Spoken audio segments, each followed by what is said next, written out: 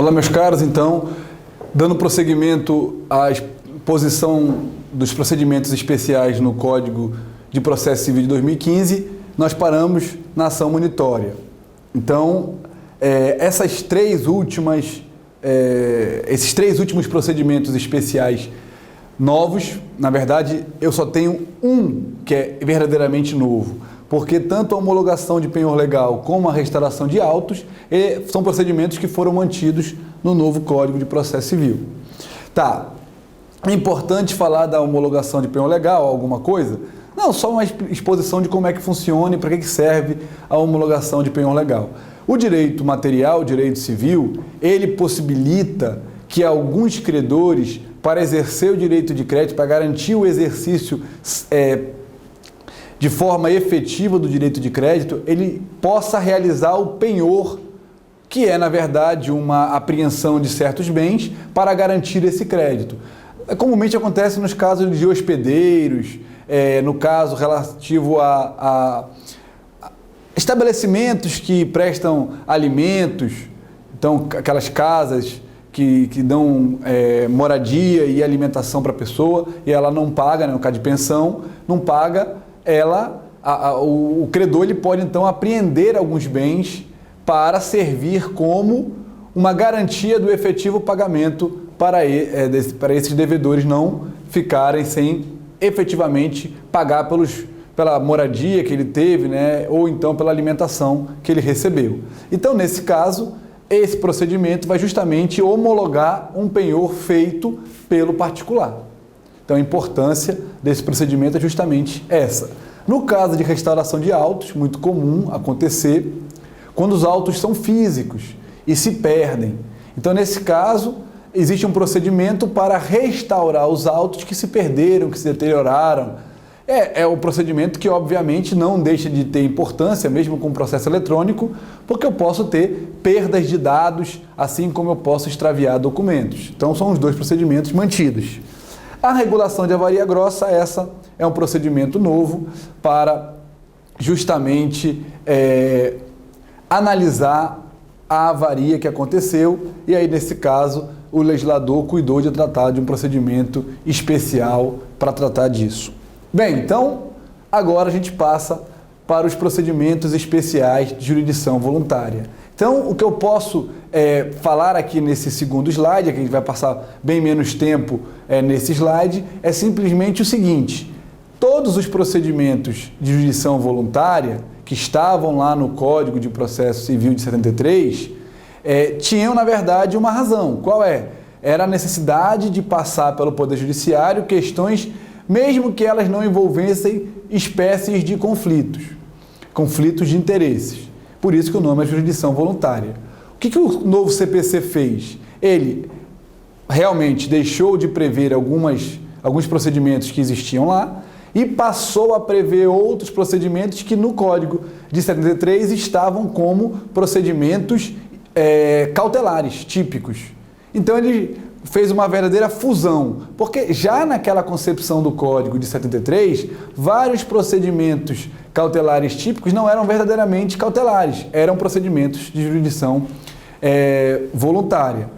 Então, o que o legislador de 2015 fez foi amalgamar esses dois grupos nos procedimentos de jurisdição voluntária. Então, agora, por exemplo, notificação e interpelação é um procedimento de jurisdição voluntária. Alienação já era, divórcio, separação consensual, extinção consensual de união estável e alteração de um regime de bens, testamentos e codicílio já estavam, herança jacente também, bens dos ausentes, coisa vaga, interdição, tutela e curatela, organização e fiscalização das fundações e processos testemunháveis formados a bordo. Então, esses são os novos procedimentos de jurisdição voluntária que estão previstos no Código de 2015. O que nós vamos fazer agora? Nossa ideia agora é tratar, então, dos procedimentos que receberam uma modificação relevante e vamos, então, analisá-los. Óbvio que, antes de nós começarmos a fazer essa análise, é importante que a gente verifique quais os procedimentos que não foram reproduzidos no Código de 2015. Bem, No Código de 2015, vocês não vão encontrar ação de iniciação de obra nova, vendas com reserva de domínio, especialização de hipoteca legal, uso capião de terras particulares, anulação ou substituição de títulos ao portador e ação de depósito. Não vão. Agora, o que eu quero que, mais uma vez, fique claro é que não existe impedimento para nenhuma dessas ações. Esses direitos materiais tutelados através desses procedimentos continuam sendo plenamente tuteláveis no CPC novo, só não vão ser por um procedimento especial. Bem, aí nós temos 3 pontos importantes. Falar primeiro da ação de uso capião de terras particulares. Então, o que o legislador fez? O legislador pensou e disse, não, sinceramente, não há razão alguma para eu ter uma ação de uso capião de terras particulares num procedimento especial. Por quê? Porque aquilo que ele tem de especial eu posso embutir no próprio procedimento comum. E foi isso que ele fez. O legislador, quando traçou a ação de uso capião de terras particulares no Código de 73, ele levou em consideração 5 situações que demandariam um cuidado especial. E essas 5 situações que deram origem ao procedimento especial.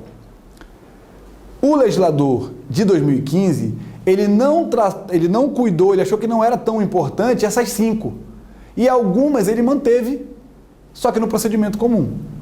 Primeira, a ação de uso capião de terras particulares, ela tinha como uma característica da sua especialidade a formação de um litisconsórcio passivo no polo passivo obrigatório, necessário, entre os confinantes do imóvel. O que acontece no novo CPC? O artigo que fala da citação, ele diz que se a ação proposta for uma ação de uso capião de imóvel, todos os confinantes serão citados. Salvo se for de unidade autônoma de condomínio, que eu não vou citar o vizinho, porque aí não tem relevância. Então percebam, uma previsão especial passou para o procedimento comum. Então, por isso que a uso capião foi retirada como um procedimento especial. Segunda especialidade do procedimento da uso capião hoje, que foi mantida no CPC 2015. A lei diz que, depois da formação desse litisconsórcio entre os confinantes, necessário se faz a publicação de um edital, convocando qualquer outro interessado em atuar nessa ação de uso capião. Então, obrigatoriamente, depois de citar o próprio réu na ação de uso capião e todos os confinantes do imóvel, obrigatoriamente seria publicado um edital convocando os demais interessados porventura existentes. Essa previsão continua no CPC, no procedimento comum. Então, lá no procedimento comum diz, se for ação de uso capião, o rito normal, rito comum, tem que publicar edital para convocar eventuais interessados. Então, isso deixou de ser razão para um procedimento especial e passa a ser agora uma previsão genérica para a ação de uso capião. E aqui, aproveitando o ensejo, a ação de anulação de substituição de título do portador tinha essa característica como diferencial. Então, lá nesse dispositivo diz, também será publicado um edital no caso de anulação de substituição de títulos ao portador. Então, por isso que nós temos agora essas categorias não mais dentro do rol, do grupo dos procedimentos especiais. Bem, 3 outras especificidades da uso capião não foram mantidas pelo novo CPC. A primeira delas de respeito à intervenção obrigatória do Ministério Público. Então, no CPC de 73, toda ação de uso capião de terras particulares, o Ministério Público era intimado a participar obrigatoriamente. No CPC novo, não. A participação do Ministério Público no CPC novo só realmente vai acontecer naqueles casos em que o Ministério Público deve participar, ou porque tem uma razão justificadora, interesse de capaz, ou porque tem ali outro fundamento necessário, mas não numa ação de usucapião que envolva interesses meramente particulares. Muito embora essa ação vá repercutir nos registros públicos, não é necessário que o Ministério Público participe de todo e qualquer usucapião. Bem, então, no CPC novo, deixa de ser obrigatória a participação do MP. Outras duas modificações não foram previstas no CPC de 2015, porém, na minha concepção, elas continuam valendo, mesmo pelo procedimento normal. Primeira delas, diz a lei atual, o Código de 73, que a ação de usucapião tem que ser proposta com a planta do imóvel.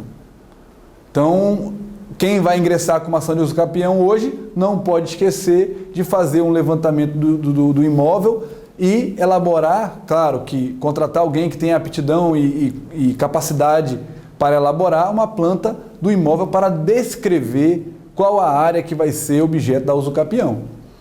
No meu entender, isso ainda continua necessário. Por quê? Porque é importante que o juiz tenha efetivamente a noção de qual a área que vai ser objeto da usucapião. E é importante dizer que essa exigência ela é mantida no usucapião extrajudicial, que nós vamos já falar.